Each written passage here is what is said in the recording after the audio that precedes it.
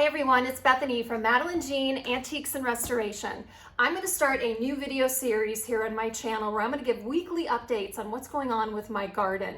Now I normally stick with home DIY projects, and a lot of my videos are about tips and tricks when it comes to refinishing old furniture, but I decided, you know, I'm really getting into the gardening side of having a home, and I'm sure there's other people out there like me. I'm Googling like a mad woman and going down like all these Facebook groups about gardening and planting and all this stuff. So I thought, why not come with me? It'll help me learn, because I'm sure a lot of you out there have much greener thumbs than I do, and you can help me and we can help each other and we can collaborate all about the joys and the triumphs and the stress. It is a little stressful at times with gardening. So I'm going to pick you guys up to speed. I'm about 2.5 weeks into my 3rd year of gardening, and I'll show you where I'm at. Okay guys, if you're just new to gardening, if you live in an apartment and you're just gonna grow something on your balcony, if you have a small house and you're just gonna do a single garden bed,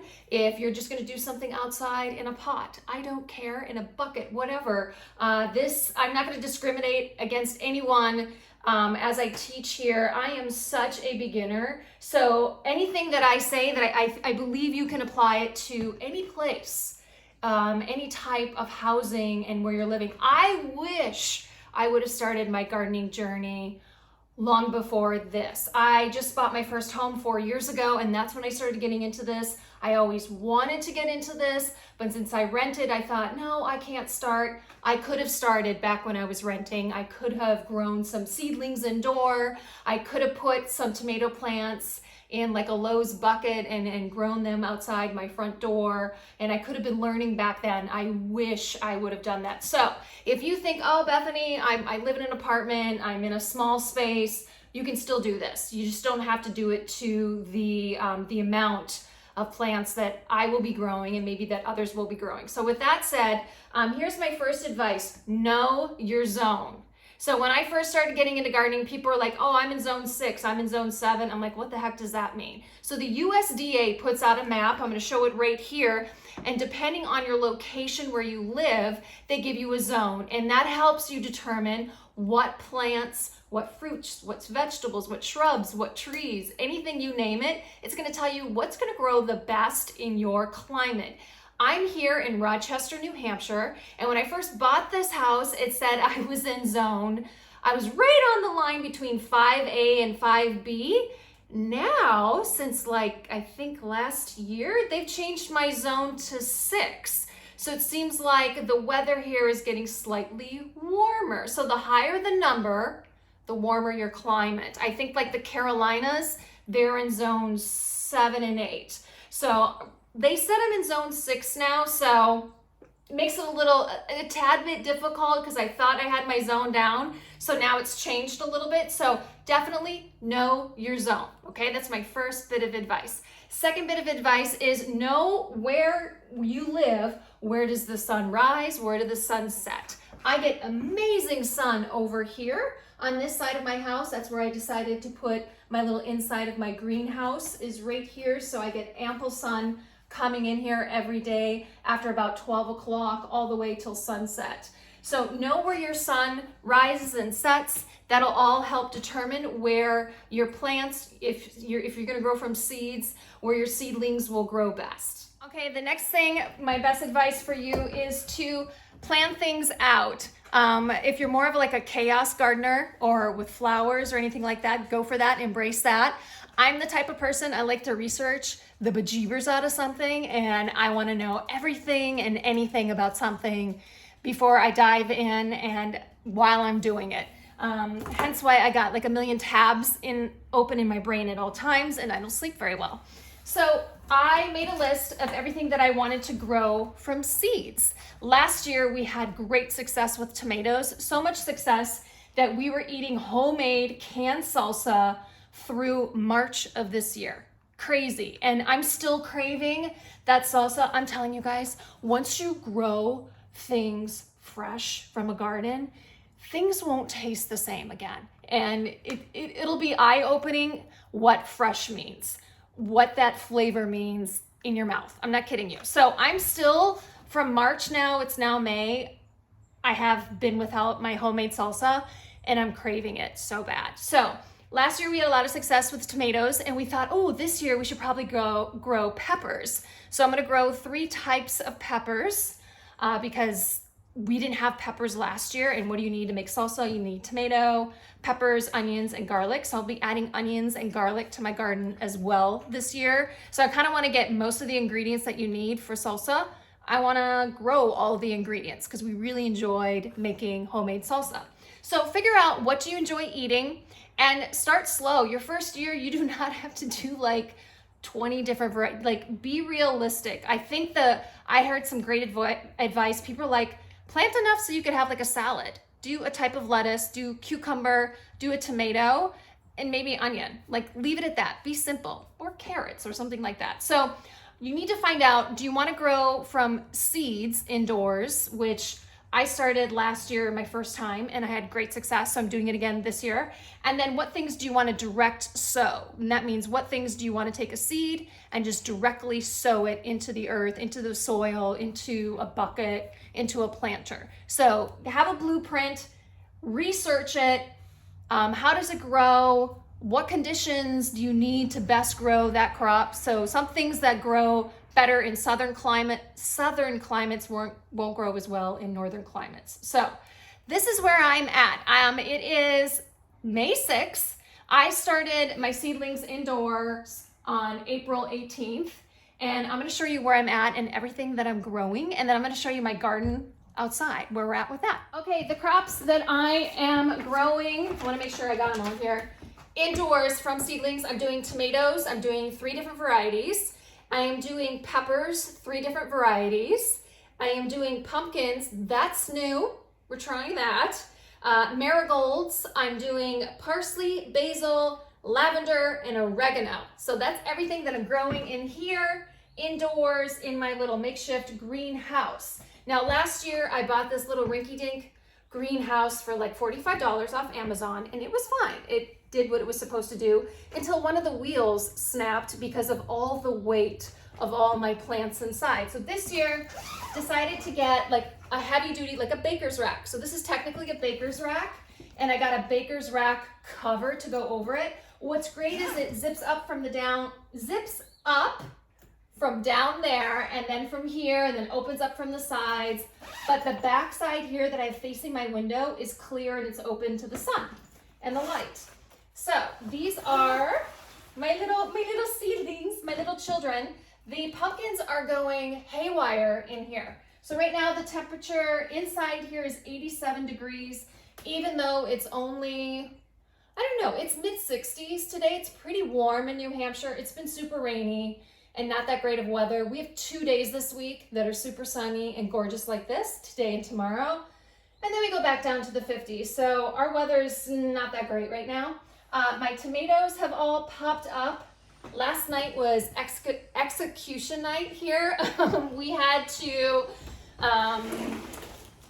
clip away the weak seedlings in a pod. So what you'll have to do when you grow seedlings, this is a tough call. I have to do it with my jalapenos soon.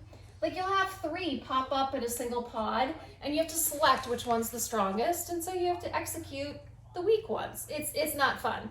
But you got to do it in order for the strongest to survive outside. So we did all the tomatoes last night. We clipped those, clipped the pumpkins as well, because I had 2 growing out of each.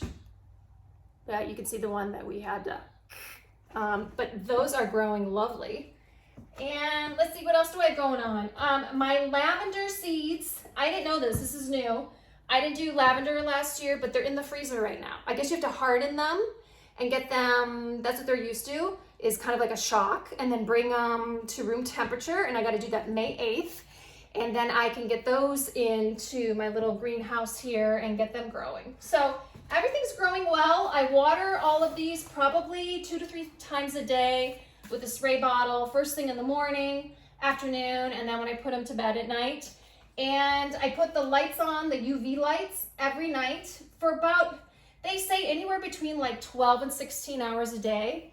You want to first start out with the blue light for seedlings, and then as they start to get larger and bigger, you switch it over to red light. So I have 3 light sets here, and I got all of those at Walmart. And I got the baker's rack. Where did I get this one? I think it was Ocean State Job Lot, and then I got the cover on Amazon. There you go. So that's how my little plants are doing so far. They're doing great. And then as the weather warms up here, I'll be able to direct sow all the crops that I want to direct sow. So this is my list of things that I want to put in the garden directly. We're going to do green beans again this year. We had a lot of success with green beans last year. We're going to do carrots. We did carrots last year. Those were so-so. I planted them too close together, so they didn't grow as well as they should. I know better this year. Corn. I planted corn too late last year because there was a frog in one of the garden beds, and I refused to go out there for a couple weeks, and so I got behind with the corn. I hate frogs. And I'm gonna try potatoes this year because I love potatoes. I'm a Midwest girl, mashed potatoes. I love them in beef stew. So gonna try potatoes. And I have romaine lettuce, question mark, and strawberries, question mark. Yeah, little, this is a tall order. I don't know if I can get to it, but I'm gonna try. So if you're looking for further information regarding gardening, like myself, I wish I had someone who could teach me. I wish I had an elder that I could ask questions to. So I rely on the internet and strangers. So I'm hoping by posting these weekly updates, you'll all chime in and maybe give me some tips. So far, I love this book. I found this book at the Goodwill, and I'm learning so much from this book. I also joined a few Facebook groups, gardening groups, and those have been helpful. And where else do I go? I just go on the internet. I was going to get an app with gardening on how to plant my garden beds, but I think I'm just going to Google 4x8. I have 3 4x8 garden beds out there, and I'm learning this year. I have messed up in previous years because there's a thing called companion gardening where you're supposed to put like tomatoes with peppers and then with garlic and with marigolds, and it helps, and like with basil, and it helps protect your little crop from pests, but also will bring the right pollinators to help your crop grow. So what I didn't realize is you're supposed to do all this companion planting together because they all benefit one another. So basically all your crops and your flowers and everything, they all need to live in sin, okay? Everybody needs to be living together and working together. Like I thought that was a no-no, and you just had a garden bed full of tomatoes and a garden bed full of cucumbers. Well, I'm learning that's not the case. So this will be exciting this year. So that's why I'm growing more herbs this year and more flowers. So let's go outside and let's see my garden, how it stands right now. Okay guys, no judgment, please. This is like really rough looking right now. So we're gonna get it in a better space. So we're currently cutting my deck, so there's no stairs anymore. Thank you, Emilio, my friend. He gave me 2 of these old rakes that I'm gonna put in. I'm gonna put wildflowers over here, and this is where I'm gonna put my rakes as well, on sticks. So this circular area here, I have stumps buried here from a previous owner, and it keeps sinking, but I'm gonna plant wildflowers here for my pollinators, and I think this is the perfect spot for it. So we're gonna get this all filled with awesome flowers. I have my gazebo going in over there. Over here is the garden. So we have pushed it out this year. It's a lot larger, and we just got some amazing cheap metal gate doors yesterday off of Facebook Marketplace. And here's my 3 garden beds that measure 4x8. And then we have an area over here that we're thinking the carrots, corn, and green beans will go over here. Thinking. You got to be flexible when you garden, for sure. And you got to be able to just kind of be resourceful, just go with it, because the weather is either going to work against you or work with you. The pests are either going to outsmart you or you're going to outsmart them. I've learned you just have to have a really positive attitude when it comes to gardening and just see it as a learning experience. Have fun with it. So I already got my tomato cages out. So we have a lot of work left to do to get this ready, but feeling more confident as the weather gets nicer. This is my beautiful privacy fence that I absolutely love. Hey guys, I have a question for you. We planted English ivy last year. It said it was hardy in my zone, but I don't know if this stuff is hibernating or if it's dead. I was hoping it was gonna grow really fast and get up on my lattice up here, but that didn't really happen. So if this English ivy doesn't work out, does anybody else have a suggestion for me of something that would grow up there? In these hanging planters, I will be putting my marigolds. And yeah, there you guys go. There's my garden in a nutshell. Here we are, May 6th, and I'll keep giving you guys updates every week. Usually I'm gonna shoot for every Sunday or every Monday to give you guys a weekly update so you guys can see the progress of my garden and my deck.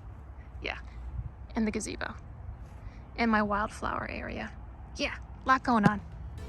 All right, thanks for watching. Would love to know your comments, suggestions, encouragement. I'm gonna need it. Right, Biscuit? Hi, Biscuit.